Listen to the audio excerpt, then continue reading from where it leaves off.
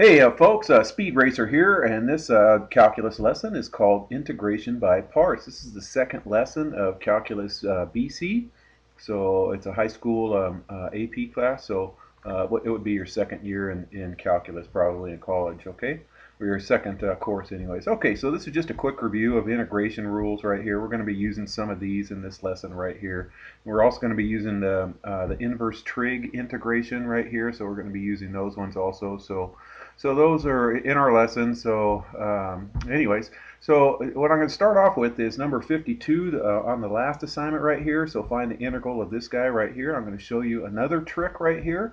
So right here what I'm going to do is create a perfect square inside of there. And so here I'm going to do that. So this 4x squared minus 8x plus 3 is right here. And what I did is I added 0 right here. I did plus 1 minus 1. So then this 3 and this 1 becomes a 4 right there. And then I can pull a 4 out of all of these, and it gets me a nice perfect square trinomial right there, which factors to this right here. Okay, so then this stuff right here inside, this red stuff, becomes this stuff right here. You guys see that? Because I pulled a 4. When I pulled a 4 out of that, I'm left with this part right here. And then when I pulled a 4 out of this right here, it's going to become 1/4. Just think if I redistributed this 4 back through, it gets right here and right here. Okay, so that's going to go back inside the radical right there. And so when I square root that, that square root of 4 becomes a 2 right there. And I remember it's in the denominator, so it's actually down here, so it's 1/2 right there. Okay, so here's this stuff on the inside right there. Now look, this has the form of this right here. Arcsecant right here, okay, where this is my u and this is my u squared and this is my a squared. This is 1/2 squared right here.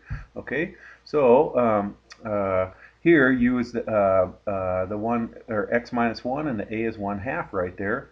So it's going to get me, so following this pattern right here, I get 1/2 times 1 over 1/2 secant of u over a, which is x minus 1 over 1/2, then plus c. And then just clean it up, you guys. Invert that 1/2 right there. So this 1/2 is going to come up with that 2 and cancel out the 1/2 right there. And then this 2 came up, so just like that other 2, it came up in front of that right there. So there's the answer right there. Okay?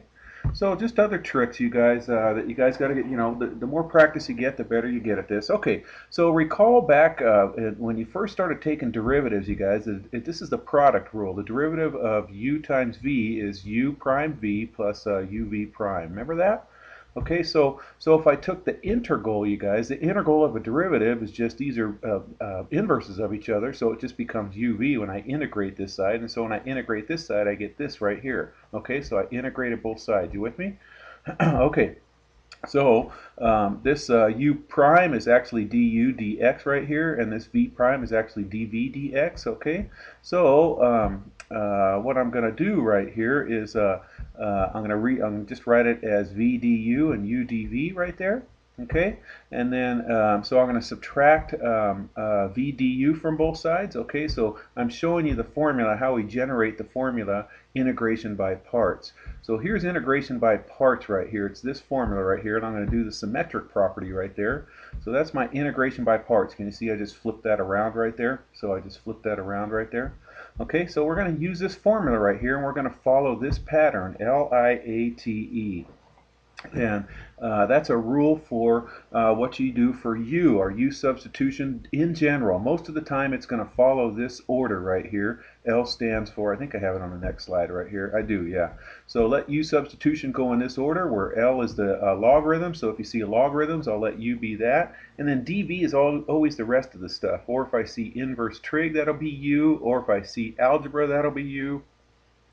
Or if I see trig functions, that'll be u, or exponential functions, that'll be u. Do it in this order. This will be u, and the rest of the stuff will be dv. And don't worry, I have lots of examples. So evaluate each integral. Okay, all right, so L-I-A-T-E. So I don't see any logarithms there. I don't see any inverse trig there. I do see some algebra there. That algebra is just that x guy right there. So that's what u is right there, and dv is always the rest of the stuff. Okay, so here's u, and then here's dv right there. Okay, so du is just dx right there, and then v is just the integral of this guy right here, which is just e to the x. Okay, and so my formula, there's my formula right there. So I'm just going to go ahead and substitute in uv, there's my uv, x e to the x minus the integral of v du. So minus the integral of v, which is this, du, which is dx right there, okay? And the integral of e to the x is just e to the x, just like the derivative of e dx is e to the x. Okay, so there's my answer right there. Don't forget your plus c, because it's there's no bounded by, there's no numbers there. Okay, these are indefinite integrals. All right, so here we go. Okay, LIATE. Well, this time I see some logarithms, so that's going to be my u. My u is my logarithms, okay? So the dv is the rest of the stuff, the x squared dx. Okay, so the du is the derivative, is 1 over x dx, and then over here, v is going to be the integral of x squared, which is x cubed over 3. Okay, and then follow this rule right here. So integration by parts of dv is going to be uv minus the integral of v du. So just plug them in. So there's uv right there. There's the integral of v du. Okay, and then clean it up, and you get that as your answer right there. This becomes x squared over 3, so it becomes x cubed over 9 because you put another 3 down there. So that's the answer. Don't forget your plus c. Okay, and then this goes out in front. Okay, so let's try another one. I got several. Okay, so LIATE. So u is just the inverse trig right here. So then du, see I told you we're going to use that. Du is 1 over the square root of 1 minus x squared dx. And then dv is the rest of the stuff, so v is going to be x. So then go ahead and plug it in. There we go. And then I'm going to do a u substitution right here. So I'm going to let u be that right there, and I think I did that right over here. Yep, so u is 1 minus x squared, so du is negative 2x dx. Okay, so then that integral becomes the negative 1/2 over 1 over the square root of u. Okay, so which gets me, this is 1 over u to the negative 1/2. Sorry, I should have wrote that in there. This is u to the negative 1/2 right here. So when I add a half and then divide by a half, becomes times 2 right there. So if I add the half, it becomes 1/2, and divide by half. So that's where that 2 came from. You guys with me on that? That little error, well, not error, that little part I skipped right there. So and that's from old school stuff, so it shouldn't be too fast for you. And then plug it all in, you guys. So there's those cancel right there, and then this minus right here and this minus right here made this a plus right here. Here's my u to the 1/2, and don't forget my u is 1 minus x squared. Don't forget your plus c. Okay, all right, so just practice, you guys. Practice. Okay, this time I'm going to do algebra. Algebra is going to come first. Algebra comes before trig, so u is going to be the algebra part, x squared. So dv is the rest of the stuff. Okay, so du is 2x dx, and then v is the integral of the sine, which is negative cosine. Okay, so then plug it in, and when you plug it in, you get this part right here. And again, I went ahead and did another u substitution, and then integrated this little piece by parts right here.